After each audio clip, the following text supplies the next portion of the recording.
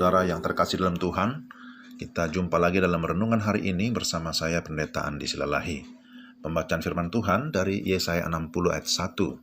Sebelumnya kita berdoa terlebih dahulu.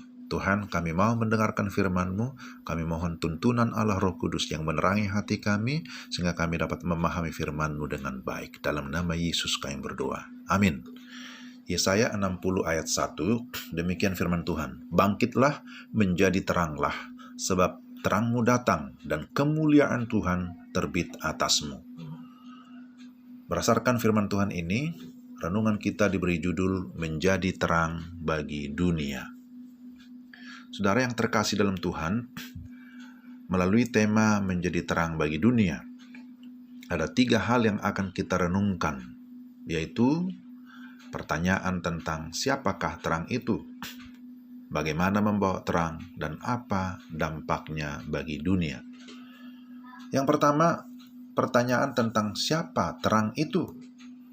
Dunia identik dengan kegelapan. Konteks bacaan kita berkisah tentang Yesaya yang menyampaikan nubuat. Ketika itu, Yehuda berada dalam situasi dan kondisi yang gelap. Bangsa Yehuda menjadi tawanan pembuangan di Babel. Situasinya sangat sulit, seolah-olah tidak ada harapan. Dosa dan pemberontakan membuat mereka makin jauh dari Tuhan. Namun dalam kondisi yang demikian, Allah hadir berfirman melalui Nabi Yesaya. Dia menyampaikan berita tentang terang yang akan datang. Siapakah terang yang sesungguhnya? Ketika kita membaca Perjanjian Baru, Yohanes mengonfirmasi bahwa Yesuslah terang yang sesungguhnya yang menerangi seisi dunia. Yohanes 1 ayat yang ke-9. Yesuslah Mesias yang dinubuatkan oleh Yesaya. Yesuslah yang dinanti-nantikan oleh segala bangsa untuk memberikan pembebasan atau kemerdekaan yang sejati. Akan tetapi juga kita tahu dari firman Tuhan bahwa setiap orang yang percaya dan menerima Yesus Kristus, mereka juga disebut sebagai terang dunia. Yesus berkata, kamu adalah terang dunia.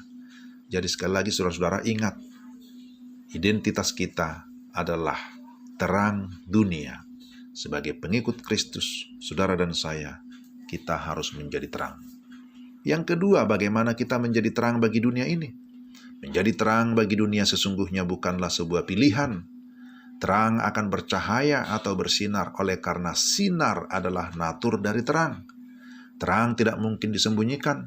Ketika seseorang menerima terang Injil, maka dia akan bersinar dalam dunia yang gelap. Bukan berarti kita menjadi seperti superhero, manusia api dalam komik Human Torch misalnya ya, yang pernah nonton film itu. Ketika serangan datang, dia berteriak, flame on. Dia langsung berubah seperti terbakar sehingga dia kebal terhadap musuh-musuh. Ataukah membawa obor rame-rame di tengah malam. Atau pasang lampu besar atau pohon terang yang tinggi besar. Sehingga kita ini disebut menjadi terang. Ternyata tidak demikian. Jadi bagaimana kita menjadi terang? Jawabannya adalah melalui kesaksian kita. Kesaksian memiliki 2 sisi yang tidak terpisahkan seperti mata uang yang memiliki 2 sisi. Pertama, kesaksian melalui kehidupan. Kehidupan yang seperti apa? Kehidupan Kristen adalah kehidupan yang otentik dan berintegritas. Otentik artinya asli, tidak pura-pura atau tidak pakai topeng. Berintegritas berarti kehidupan yang dapat dipercaya, kehidupan yang jujur dan setia. Adanya kesatuan antara kata dan perbuatan, sinkron. Lalu berikutnya, kehidupan yang penuh dengan belas kasihan. Hendaklah kamu murah hati, kata firman Tuhan. Peduli kepada orang lain, peduli pada lingkungan, menolong orang-orang yang lemah, menolong orang yang sakit, orang-orang yang menderita, yatim piatu.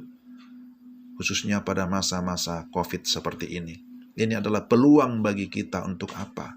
Untuk melakukan tindakan iman, bagaimana kita menjadi terang. Mau berbagi, mau memberi diri. Itulah kesaksian melalui kehidupan. Tapi yang kedua, kesaksian melalui pemberitaan firman Tuhan.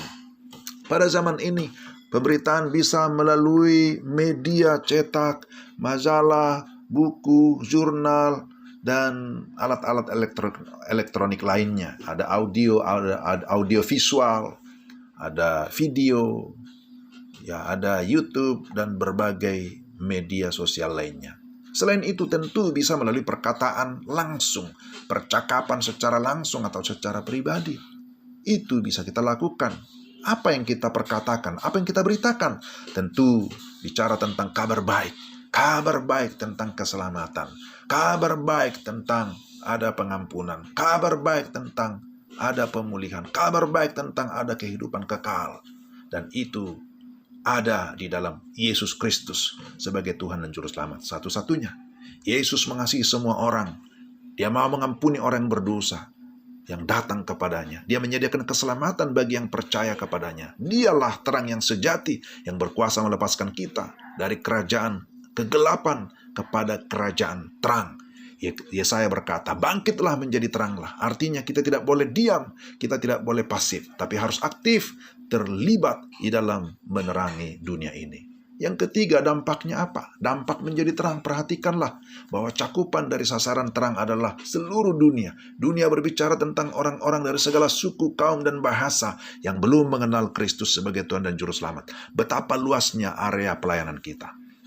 Tidak hanya di sini dan di sana, tapi di mana saja. Tidak hanya bicara sekarang, tapi selama kita hidup adalah kesempatan bagi kita untuk menjadi terang. Dalam ayat 3-7 disebutkan bahwa kehidupan yang memiliki daya tarik akan menghadirkan bangsa-bangsa dari berbagai penjuru untuk menikmati terang yang sesungguhnya. Mereka datang, dikatakan di sana, dari Midian, Eva, Sheba, termasuk kaum Kedar dan Nebayot akan berkumpul atau datang berduyun-duyun menyemarakkan keagungan Tuhan. Pemandangan itu sungguh menakjubkan, membahagiakan, dan mendatangkan kemuliaan bagi Tuhan. Soli Deo Gloria. Tentu kita juga mengharapkan pemandangan yang demikian terjadi, yang membuat kita bersuka cita. Terlebih surga dikatakan bertempik sorak karena pertobatan jiwa-jiwa. Tuhan kiranya memampukan kita untuk menjadi terang bagi dunia ini. Amin. Tuhan, kami bersyukur untuk firman-Mu.